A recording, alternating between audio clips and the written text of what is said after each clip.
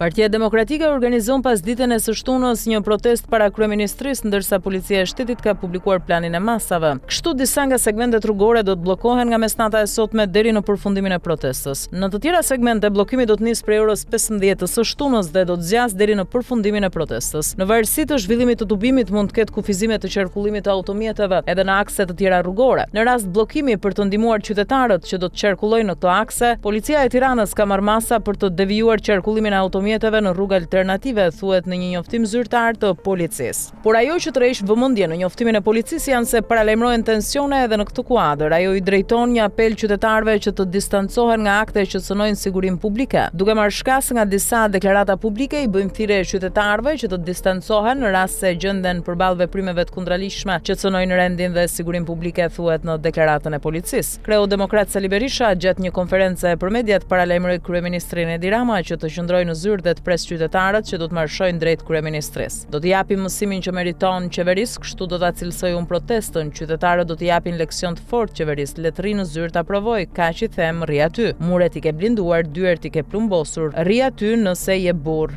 deklaroi Berisha.